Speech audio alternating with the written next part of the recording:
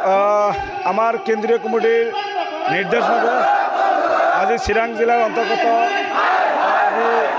DC অফিচৰ সন্মুখত আমি 1 ঘণ্টীয়া ধৰ্মঘট অৱস্থান লৈছোঁ। আর ইয়ার লক্ষ্য উদ্দেশ্য আছে।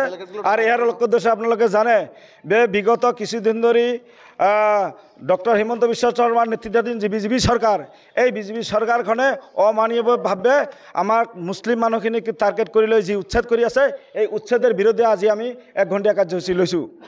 আপনাৰা জানে যে আমি উচ্ছেদেৰ বিৰোধী নহয়, উচ্ছেদ কৰক, কিন্তু উচ্ছেদ কৰাৰ আগত এই মানুহখিনি পুনৰ সংস্থাপন দেওয়াৰ ব্যবস্থা কৰিব লাগিছিল।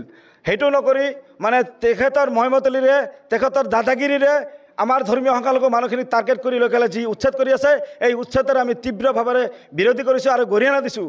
আগন্তুক দিনত যাতে এনেকুৱা ধৰণৰ উচ্ছেদ নকৰে তাৰ বাবে আমি দাবী জনাইছোঁ।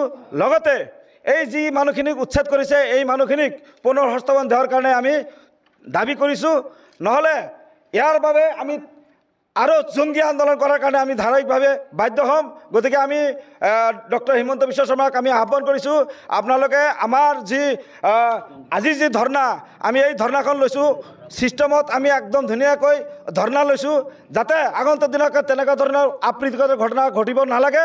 গতিকে আমি কৈছোঁ আপোনালোকে উচ্ছেদ বন্ধ কৰক, আৰু উচ্ছেদ কৰাৰ আগত এই মানুহখিনিক আপোনালোকে পুনৰ সংস্থাপন দিয়ক, তাৰপিছত এই উচ্ছেদ আপোনালোকে কৰিব।